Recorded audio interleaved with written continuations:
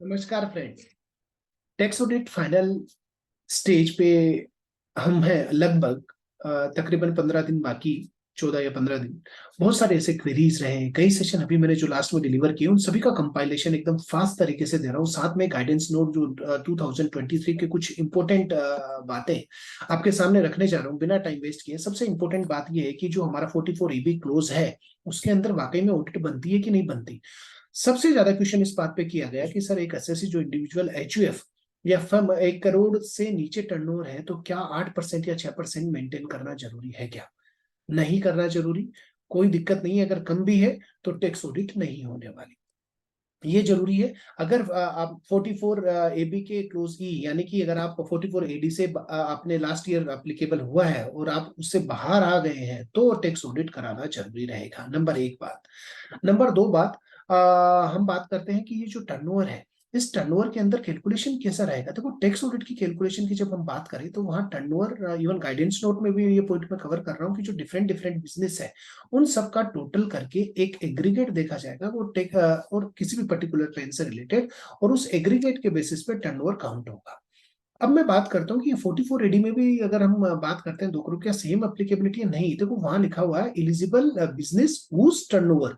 तो यानी कि जो लैंग्वेज वहां पे दी गई है 44 एडी के लिए एक अलग बिजनेस देखा जाएगा कि भाई हाँ इस पे लगेगा कि नहीं लगेगा, 2 करोड़ पे है कि नहीं है, अलग अलग बिजनेस एक ही मतलब पेन के अंदर। अब बात आती है क्या जो टर्नओवर है उसके अंदर अगर हम 44 एडी जो हम काउंट करते हैं 44 एबी का क्लोज ए बी की बात करते हैं तो 50 लाख और 1 करोड़ है। उसके अंदर कैलकुलेशन के समय क्या 44 एडी ए जो हम बात करते हैं एडीए इनका काउंट किया जाएगा? ये एक्सक्लूड किए जाएंगे, ये क्लियर है, ये गाइडेंस नोट में भी कहा गया है। अब एक और बात करते हैं कि सर जो टर्नओवर के अंदर ये जो कई बार बिल के अंदर जब हम सेल करते हैं फ्रेट वगैरह इंक्लूड रहते हैं तो ये भी गाइडेंस गाइडेंस नोट में साफ कहा गया है कि अगर आप सेग्रीगेट कर सकते हो तो बहुत अच्छी बात है, अगर सेग्रीगेट नहीं कर सकते तो ये टर्नओवर का पार्ट माना जाएगा। तो ये बात तो कुछ जो मैं बता रहा था कि जो एग्रीगेशन की बात कही, बिजनेस की बात कही। अच्छा एक और एग्जांपल आपके सामने लेता हूँ कि सपोज करिए एक प्रोफेशनल है, उसकी एक मतलब एक ही बंदा है और उसका प्रोफेशन से टर्नओवर है 45 लाख। ध्यान से सुनिएगा, 45 लाख, और उसने बिजनेस कर रखा है, कुछ भी ऑनलाइन बिजनेस करता है और उसका टर्नओवर आ रहा है 70 लाख। 45 70 तो 1 करोड़ से ऊपर होता है, 1 करोड़ 15 लाख। क्या ऑडिट होगा क्या? मोस्टली मैंने इवन आज ही सेशन था उसमें आंसर आया जी यस होगा, पर ऐसा नहीं है। हमें प्रोफेशन का अलग देखना है और बिजनेस का अलग देखना है क्योंकि दोनों पे क्लोज अलग अलग एप्लीकेबल है। 44 ए और 44 सॉरी 44 एबी का ए और बी। अब बात आते हैं एक और, अगर ये 45 लैक्स बिजनेस का प्रोफेशन का बिजनेस में 1 करोड़ से ऊपर जाता है तो दोनों में टैक्स ऑडिट अप्लीकेबल हो गई तो फिर हो गई।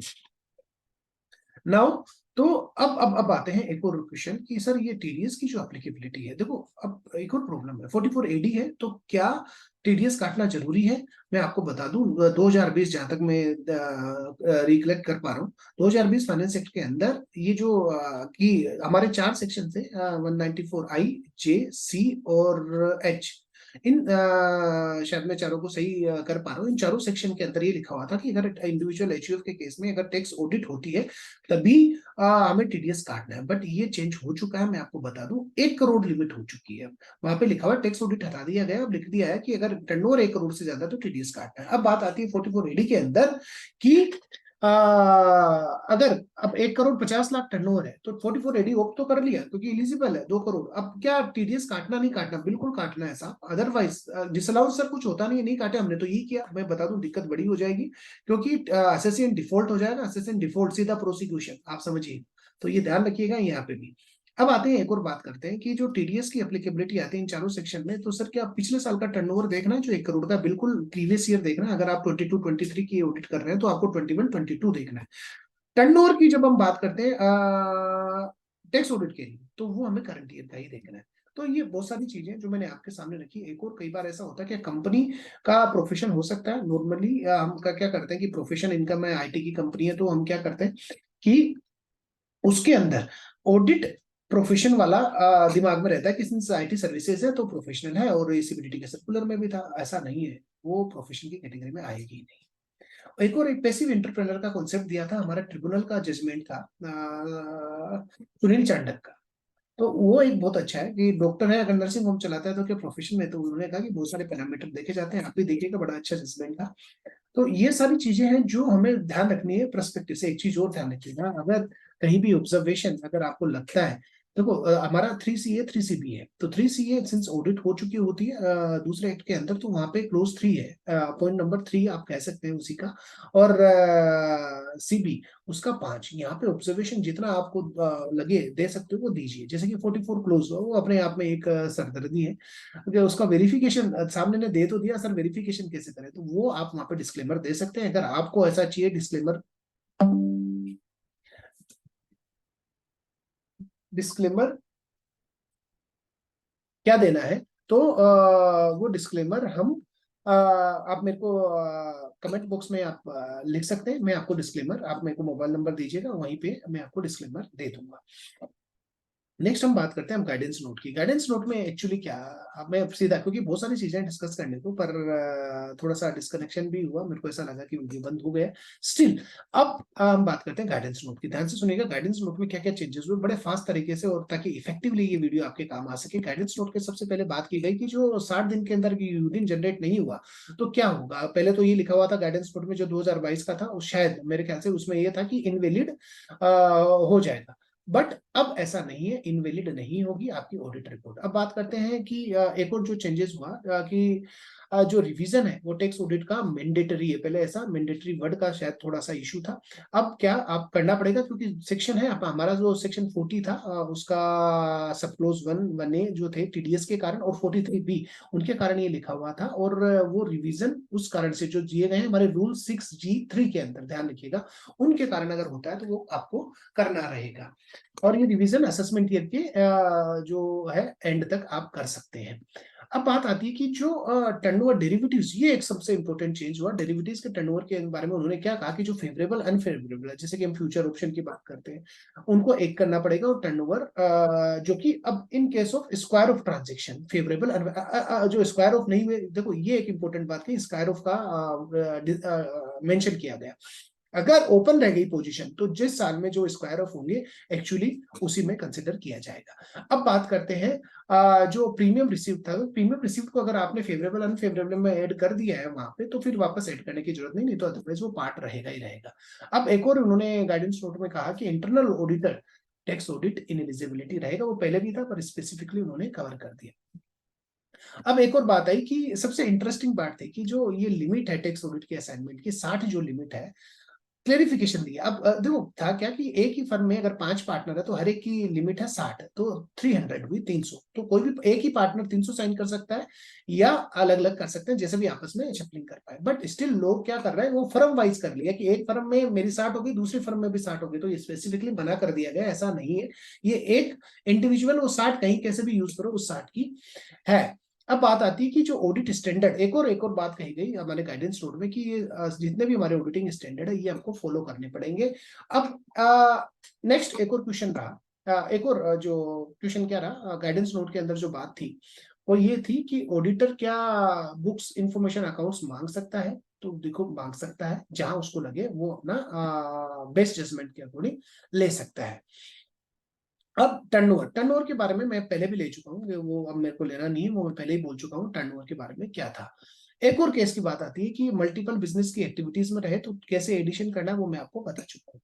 नाउ रिक्वायरमेंट एग्रीकल्चर के बारे में, पहले क्या था ये लिखा हुआ था कि ऑडिट जो व्यू था कि जो 44AB में है ऑडिट करने की जरूरत नहीं है, बट अब ये हटा दिया, ओमिट कर दिया गया है कि जो टर्नओवर है वगैरह, तो अब मतलब कि एक तरीके से गाइडेंस नोट में कि अब हम इस पे कोई क्लैरिफिकेशन देना नहीं चाहते, तो बात खत्म हो गई।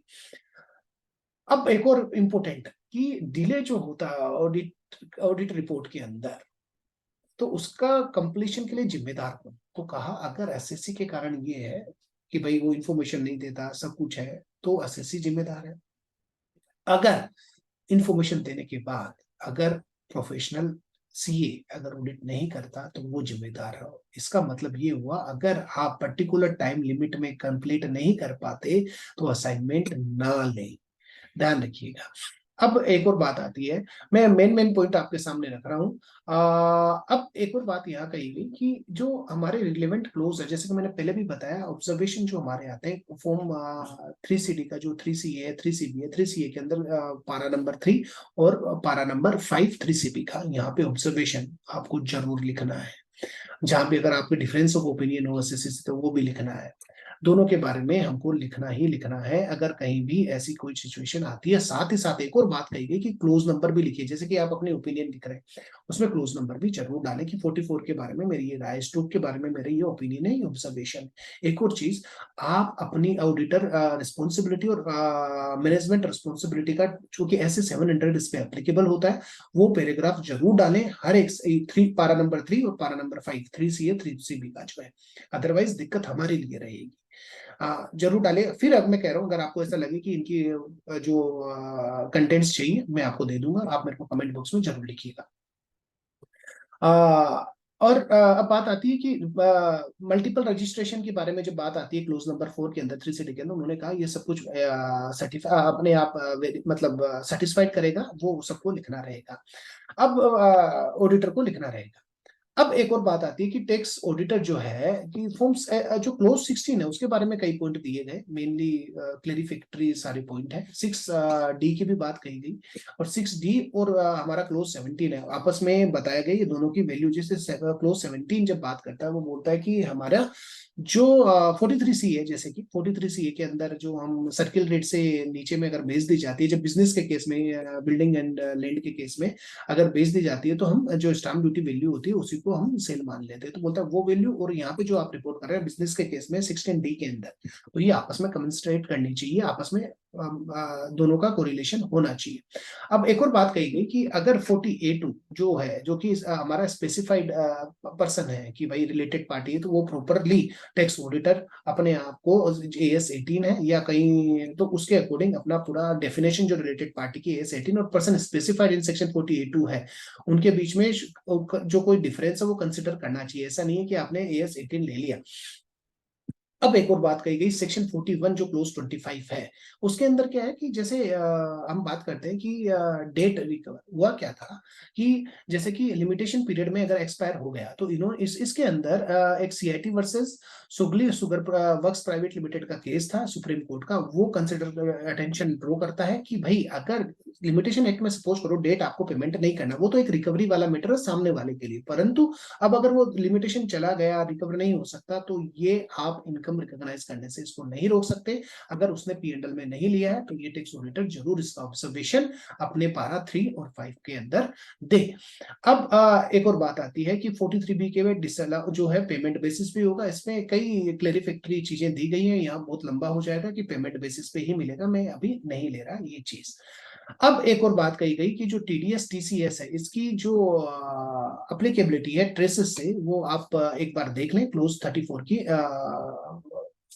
जब आप भर रहे हैं। अब बात आती है, सबसे इंपॉर्टेंट आती है कि अच्छा, एक और जो हम रिफंड डिमांड की बात करते हैं, वो भी ऐसा नहीं है इनकम टैक्स की आप बात करें, आपका चाहे वेल टैक्स हो, अदर देन इनकम टैक्स कोई भी हो सकता है, GST, तो वो इन्फॉर्मेशन हमको जो क्या बोलते हैं क्लोज 41 के अंदर रिपोर्ट करने के लिए हमें कंसिडर करना चाहिए। अब एक और बात आती है क्लोज 44। देखो क्लोज 44 पे वैसे मैंने पूरा प्रॉपरली एक आप चाहे तो आई बटन पे क्लिक करके उसके कैसे फिल करना है वो आप देख सकते हैं, बट यहाँ सबसे इंपॉर्टेंट बात ये हुई, प्रोफेशनल के ऊपर एक कह दिया गया कि टैक्स ऑडिटर एक रेको मेंटेन करेगा कि किस तरह, क्योंकि कुछ GST एक्सपेंडिचर वाला, कुछ नॉन GST एक्सपेंडिचर, पर कुछ तो दोनों में रिपोर्ट ही नहीं होती 3 से 7 तक के अंदर, जैसे कि कैपिटल आइटम है या डेप्रिशिएशन वाला आइटम है, तो वो सब रिकंसिलेशन आपके पास होना चाहिए कि टोटल P&L कंसिडर हो गया सारा का सारा जो आ रहा है 44 क्लोज के अंदर। तो फ्रेंड्स ये सारी बातें थी, और ये रिकंसिलेशन का फॉर्मेट मैं कोशिश करूंगा, मैं एक लिंक देता हूँ कि आपको मेरा फेसबुक पे लिंक, आप डिस्क्रिप्शन में जरूर देखिएगा, मेरे फेसबुक पे मैं लिंक देता हूँ, डिस्क्रिप्शन पे क्लिक करेंगे तो इसका रिकंसिलेशन का फॉर्मेट मैं दे रहा हूँ। Friends thanks a lot for watching this video. बड़ा थोड़ा देरी से सही, बट समहाउ बिजी सभी का सितंबर मंथ ऐसा ही चलता है। कोशिश की है मैंने कि सारे सारे मतलब काफी इंपॉर्टेंट जो प्रोविजन है जो टैक्स ऑडिट से रिलेटेड है, वो तो थोड़ा सा हमारा गाइडेंस नोट से मेन जो पॉइंट है जो मेरे को लगा वो मैंने आपको दिया। Thanks a lot, like and subscribe करना ना भूलें। Thank you once again.